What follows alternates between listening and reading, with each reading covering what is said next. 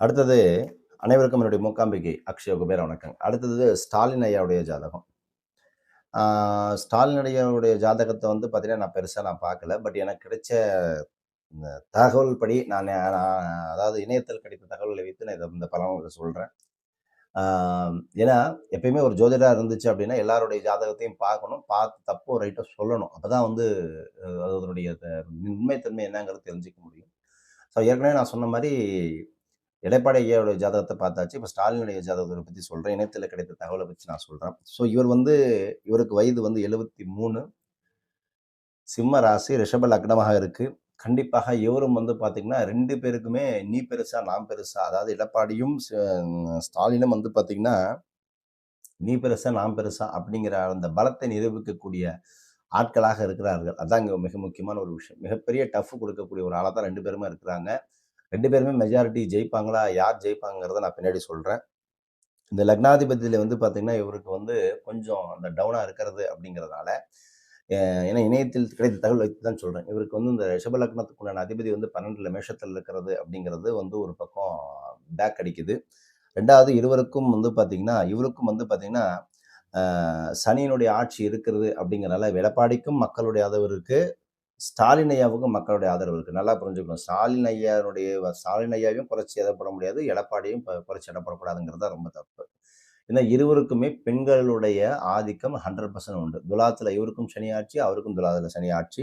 So மக்கள் விரும்பும் தலைவர்களாக இரு பெரும் தலைவர்களாகவே இருக்கிறார்கள். ஸோ ஸ்டாலின் ஐயாவும் இருக்கிறாங்க, எடப்பாடி ஐயாவும் இருக்கிறாங்க.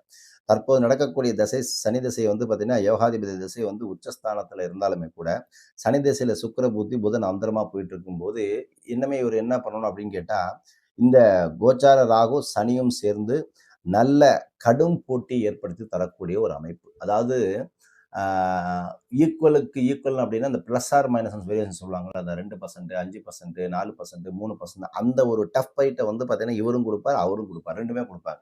ஆனா, இதுல இந்த கூட்டணி கட்சி ஒத்துழைப்பு வந்து இவருக்கு பெருமளவு யோகத்தை தருதா அப்படின்னு கேட்டா, கண்டிப்பா அந்த அளவுக்கு பெருசா யோகத்தை தருவதில்லை அப்படிங்கிற அமைப்பு தான் மாரி தான் எனக்கு தெரியுது.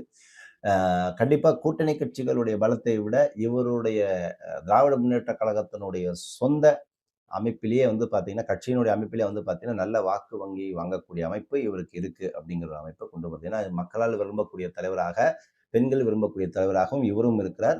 எடப்பாடியும் இருக்கார்.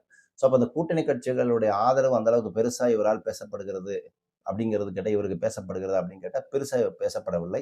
களத்தில அதனுடைய செயல்பாடு ரொம்ப கம்மியா இருக்கு. அந்த பலம் ரொம்ப கம்மியா இருக்கு. அஷ்டம சனி வேற இருக்கு அப்படிங்கிறதுனால, கண்டிப்பா இவர் வந்து இந்த போராடக்கூடிய குணம், அதே மாரி வந்து பார்த்தீங்கன்னா, அந்த சனியினுடைய பலத்தையும் காட்டும்.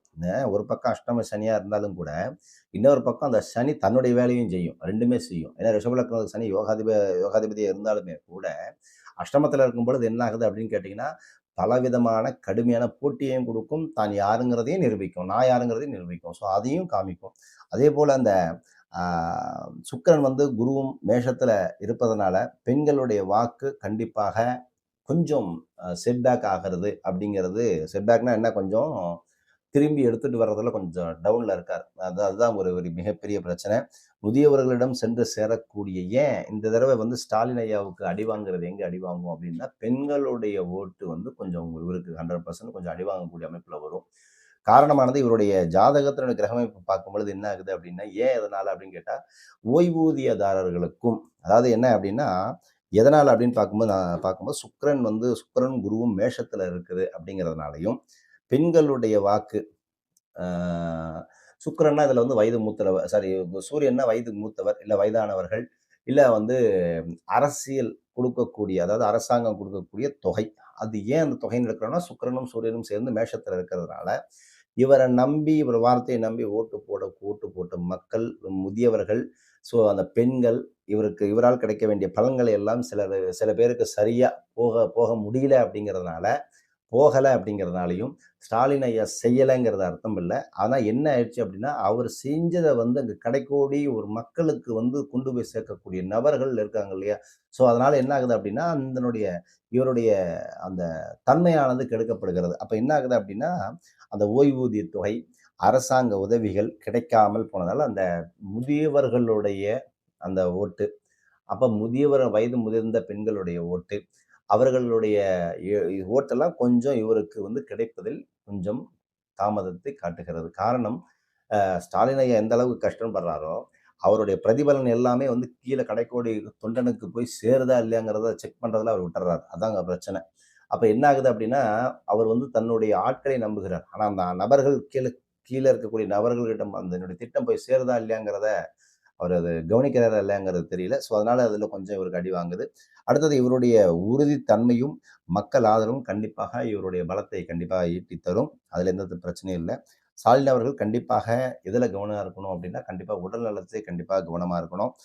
சனி ஆட்சி பெற்றிருக்கிறதுனால தற்சமயம் அவருக்கு வந்து பார்த்தீங்கன்னா, அவரை முடக்குவதற்கு உண்டான உடல் ரீதியான விஷயங்கள் கண்டிப்பா அவருக்கு தொந்தரவு பண்ணும். ஸோ அதனால அந்த ஹெல்த் ரீதியா அவர் கண்டிப்பா பார்த்துக்கணும். ரொம்ப மிக முக்கியம் அதுதான். ஏன்னா, இந்த பதவி, அதுக்கப்புறம் நீங்க எத்தனையோ தடவ முதலமைச்சரா இருந்துட்டீங்க. மக்கள் ஆதரவு உங்களுக்கு சரியா நெறையா இருக்கு. எவ்வளவா இருந்தாலும், கண்டிப்பாக நீங்க இதில் பார்த்துக் கொள்ள வேண்டியது உடல் நலத்தில் அக்கறை. அது ரொம்ப மிக முக்கியம்.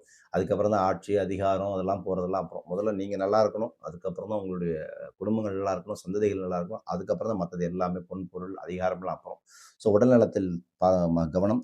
வெற்றியை தக்க வைக்கக்கூடிய க தக்க வைப்பதற்கு கண்டிப்பாக இவர் கடுமையா உழைக்க வேண்டிய வரும். ஏன்னா, இவர் உழைக்கிற அளவுக்கு கண்டிப்பா வந்து கூட்டணி கட்சிகள் உழைக்குதா அப்படின்னு கேட்டா, அதுல அந்த அளவுக்கு பெருசா இவருடைய ஜாதகப்படி பெருசா காமிக்கல.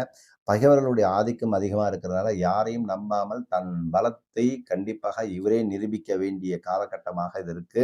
ஸோ, இவர் எல்லா தொகுதிக்கும் இவரே போய் வேலை செய்ற மாரி வரும். அதேபோல பேச்சில் கவனமும், நிதானமும், தெளிவும் வந்து அவசியமானது. தேவையில்லாத சப்ஜெக்ட்ட பேசி மக்களுடைய மனநிலைய வந்து மாற்ற வேண்டாம். ஏன்னா, அதிருப்தி காலகட்டமா இருக்கிறதுனால, அஷ்டம சனி காலகட்டமா இருக்கிறதுனால, மக்களிடமிருந்து செல்வாக்கை பெறுவதற்கு தேவையில்லாத பேச்சுக்களை பேசி நேரத்தை விரயம் பண்றது வேண்டாம். கூட்டணி கட்சிகள் வந்து கண்டிப்பாக பலப்படுத்தும் பொழுதும், இவருடைய வாக்கு வங்கி வந்து கண்டிப்பாக நல்ல ஒரு முன்னேற்றத்துக்குண்டான அமைப்பா இருக்கிறதுனால, இவரும் கண்டிப்பாக 90% வந்து பார்த்தீங்கன்னா, நல்லாட்சி அமைவதற்குண்டான வாய்ப்பும் கூட்டணி கட்சிகள் மூலியமாகத்தான் அமையும். ஏன்னா 2 பேருக்குமே வந்து பார்த்தீங்கன்னா, மெஜாரிட்டி பெரிய அளவுல கிடைக்குமா அப்படின்னு கேட்டா, கண்டிப்பா மெஜாரிட்டி பெரிய அளவுக்கு 2 பேருமே பேசப்படல. யாருடைய கூட்டணி கட்சிகளுடைய ஆதரவுகளால் தான் கண்டிப்பாக ஆட்சி அமைப்பதற்குண்டான அமைப்பா இருக்கு அப்படிங்கிறது மட்டும் இதில் பதிய வைக்கிறேன். கண்டிப்பாக இத பார்க்கக்கூடிய அத்தனை நண்பர்கள் யாராக இருந்தாலும், எந்த தலைவர்களுக்குமே இப்ப நம்ம பார்க்குற பெரும் தலைவர்கள் 2 பேருக்குமே கண்டிப்பா நல்ல ஜாதகம் தான். இவரும் டஃப் குடுப்பாரு, அவரும் டஃப் குடுப்பாரு. யாரையும் குறைச்சு மதிப்பிடக்கூடாதவர்கள் மட்டும் மனதில் வைத்துக்கொண்டு பணியாற்றுங்கள். கண்டிப்பா அரசியலில் வெற்றி பெறுவீர்கள்.